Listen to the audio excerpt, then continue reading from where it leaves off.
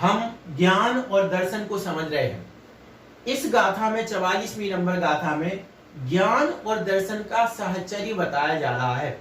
क्योंकि पहले अपन ने ये देखा था कि जो जहां पर ज्ञान उपयोग देखे थे, दर्शनोपयोग देखे थे, वहां पर एक बात देखी थी कि जैसे चक्षु दर्शन है तो वह ज्ञान के पहले होता है।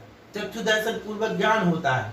इसी प्रकार से मति ज्ञान, श्रुति ज्ञान, ये जो ज्ञान होते हैं वो दर्शन पूर्वक होते हैं। लेकिन यहाँ पर विशेष बात आ गई अब यहाँ पर कि दर्शन और ज्ञान साथ भी होते हैं। अब साथ किसके होते हैं?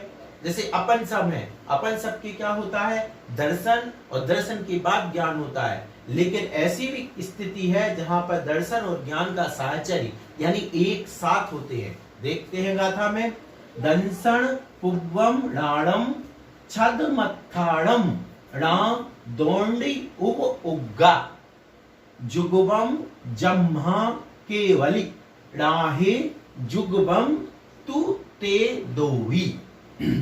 दंसण पुव्वम राणम छद मत्थाणम न दोंडी उप उग्गा जुगवम जम्हा केवली राहे जुगवम तु ते दोवी। दंसण पुव्वम राणम, दंसण यानी दर्शन, पुव्वम यानी पूर्वक, राणम यानी ज्ञान। दर्शन पूर्वक ज्ञान होता है। छद मत्थाणम, छद मस्तों के, छद मस्तों के मतलब छदमस्त जीवों के दर्शन पूर्वक ज्ञान होता है। रा दोंडी उवोगा, रा यानी नहीं, दोंडी यानी दोनों, उवोगा यानी उपयोग। दोनों उपयोग कौन कौन से? ज्ञान उपयोग और दर्शन उपयोग। जुग रा दोंडी मतलब उनके जो हैं दर्शन पूर्वक ज्ञान होता है छदमस्तों को, उनके दोनों उपयोग जुगबम यानी साथ में नहीं होते हैं। जुगबम एक साथ। जम्हा केवली, केवली राहे, केवली के तो केवली भगवान के यानी केवली के, जुगबम यानी एक साथ, तू यानी किंतु, ते दो यानी वे दोनों, वे दोनों, भी यानी भी। तो केवलियों के तो वे दोनों एक साथ भी आहे यानी कहे जाते हैं, कहे जाते हैं यानी होते हैं। तो क्या मतलब है? दर्शन पूर्वक ज्ञान छदमस्तों के, तो छदमस्तों के दर्शन पूर्वक ज्ञान होता है। रात दोंडे उबोगा जुगवम, जुगवम यानी एक साथ, दोंडे उबोगा ना दोनों उपयोग नहीं होते हैं। किसके? छदमस्तों के। तो छदमस्तों के दोनों उपयोग एक साथ नहीं, क्योंकि। तो क्या अर्थ हुआ कि छदमत्थाणम छदमस्तों के दंसण पुव्वम राणम दर्शन पूर्वक ज्ञान होता है। जम्हा क्योंकि, छदमत्थाणम दुंडी उपयोगा जुगवम राम, छदमस्तों के दोनों उपयोग साथ में नहीं होते हैं। फिर से देखें, छदमत्थाणम दंसण पुव्वम राणम, छदमस्तों के दर्शन पूर्वक ज्ञान होता है। दुंडी दोंडी उपयोगा दोनों उपयोग जुगवम राम, क्योंकि जम्मा यानी क्योंकि दोनों उपयोग उनके साथ नहीं होते। किनके? छदमस्तों के।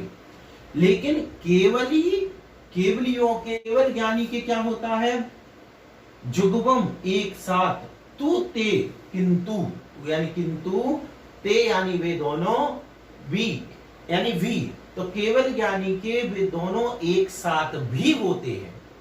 थोड़ा सा इसको अर्थ बैठाना पड़ेगा कि क्या मतलब कहा जाए। छदमत्थाणम छदमस्तों के दंसण पुव्वम राणम दर्शन पूर्वक ज्ञान होता है।